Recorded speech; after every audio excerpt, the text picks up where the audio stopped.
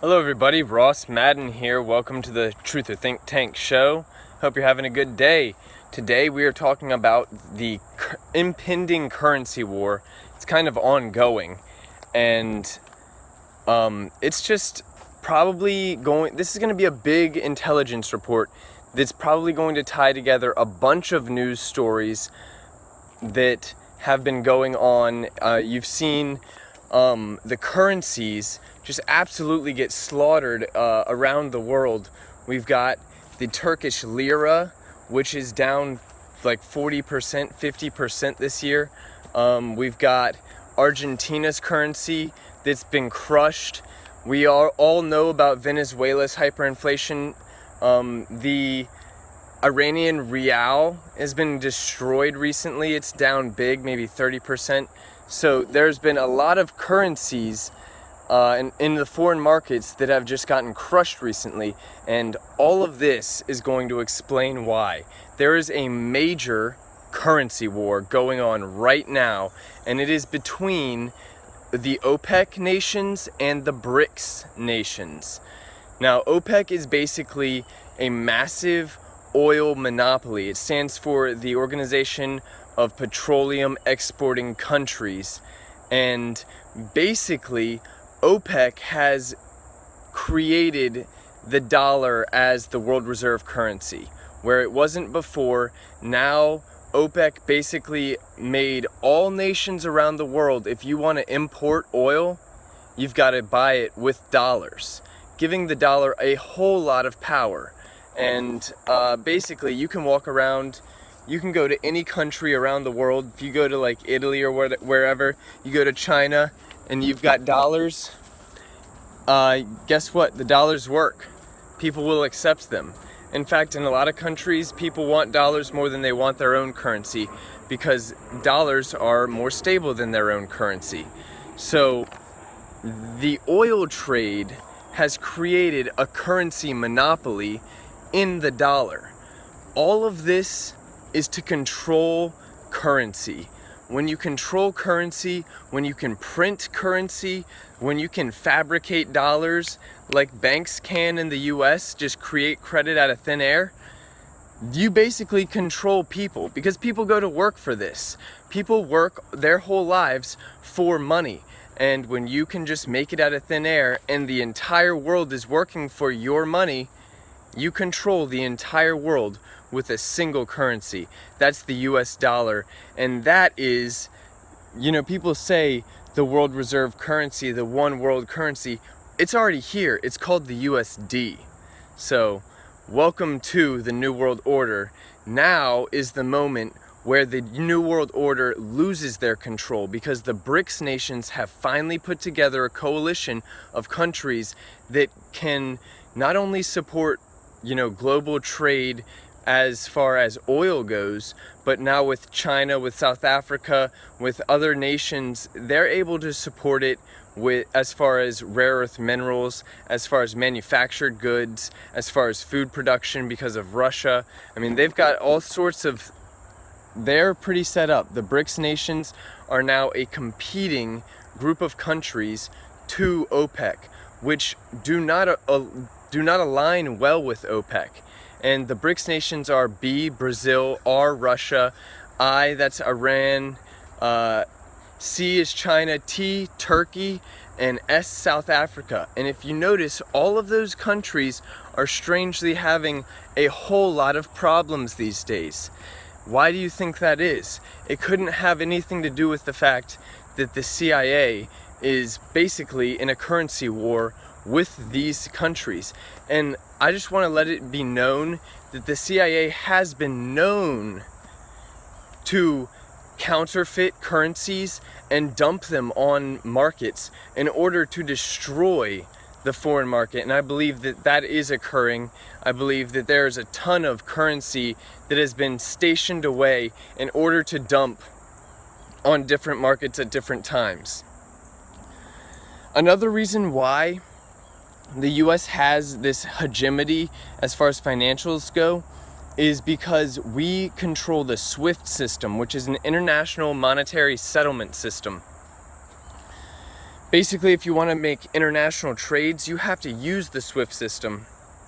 And if the US and Europe doesn't approve of the trades that you're making, then they can shut it down. And we've seen that with the sanctions in Russia against Iran, against Turkey. The SWIFT system has been used as a bludgeoning tool to really keep nations in line and prevent the BRICS from stepping out of line and using their own currencies to make international trades for oil.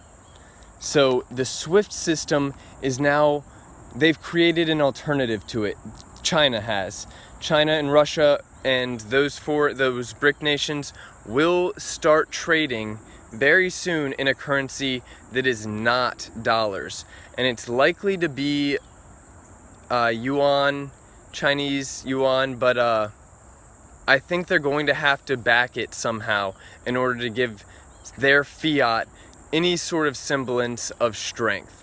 Because right now, their fiat is, all fiat currencies, if the US dollar fails, all fiat currencies are going to fail, because there's none with more belief, there's none with more faith than the US dollar. And let's be honest, when it comes to a piece of paper, the only thing that's keeping us believing in that, and like that faith in the US dollar, all comes from the US's ability to tax us, to tax Americans, and continue to pay back our debts. Well, we can't pay back our debts. We're so far in debt, and I do not see our economy picking up to the pace where we're going to be able to, tax the hell out of Americans and start paying back the debt.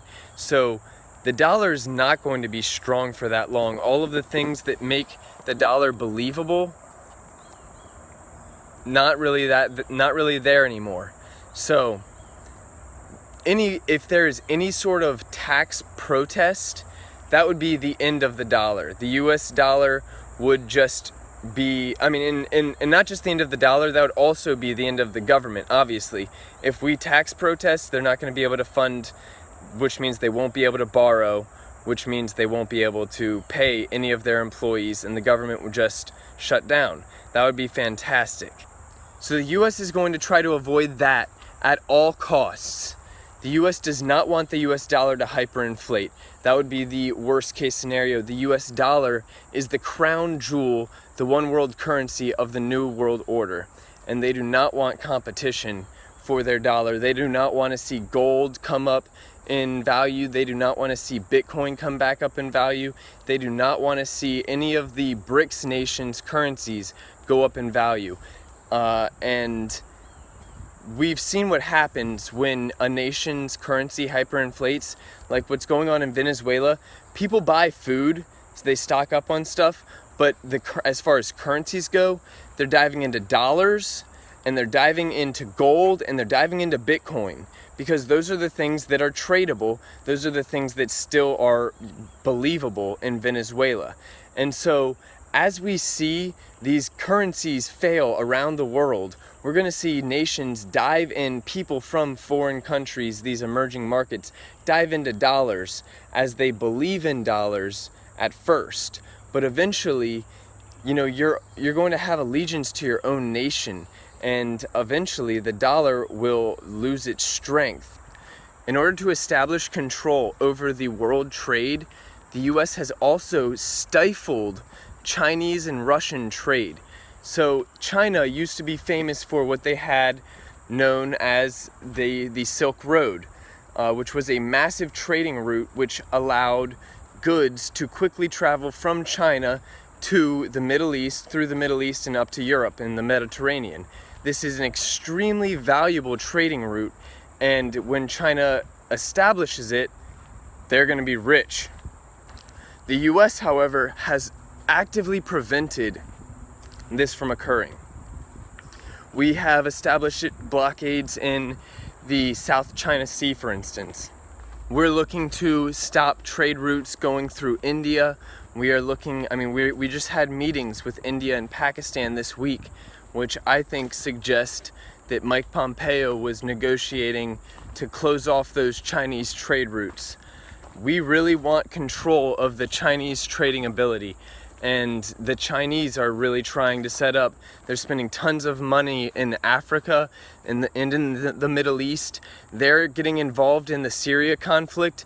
They're involved in the Iran conflict, the Iran negotiations.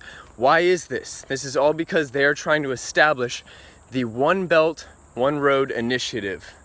That is the new Silk Road. China's new Silk Road 2.0 is not just a land route, it's also a sea route. And if you want really good information on this, Titus Frost did about an 1.5 hour long documentary where he shows you the trade routes, and he talks a lot about what's really going on beneath the surface, behind the scenes, and gives you a lot of intelligence about why China is doing this and what might be coming out of this as far as future projections, and as far as US losing control and doing whatever they can to prevent that from happening. The OPEC monopoly is getting destroyed, and the US dollar will lose world reserve currency because of that. Like, you will no longer be able to travel to China and spend dollars. They will not respect the US dollar in Jamaica. You will go to India and pull out your USD, no good here. You will go to Italy and they will want their Italian or their euros or whatever. They'll want their local currency because the US dollar will not have hegemony anymore. That will be a significant devaluation. Significant. And this is a major concern for the US citizen. You know, you're gonna start spending a lot more at the grocery store, a lot more at the gas pump, because the US dollar doesn't get the recognition overseas as much anymore. And this makes the Nord Stream actually a huge deal. The Nord Stream 2 pipeline, which Russia is sending oil underneath the Baltic Sea to Europe, this is just another dagger in the heart of the OPEC monopoly. They are just going to lose control, and sure enough, Europe is just going to not have to rely on OPEC for oil. Germany will not rely on OPEC for oil. They will have 2 massive pipelines coming straight out of Russia, and pretty soon Iran might even be looking to build a pipeline through Syria to ship their oil to the Mediterranean. There's just a lot going on here, and OPEC is falling away, and thus the dollar is falling down. And like, eventually all fiat currencies fail. We all know that all fiat currencies historically fail, and eventually the US dollar will be no different. Just another paper fiat currency on its way out. Thank you all for tuning in. This is Ross Madden with the Truther Think Tank. I hope you have a fantastic day, and I hope you learned a little bit about the US currency war.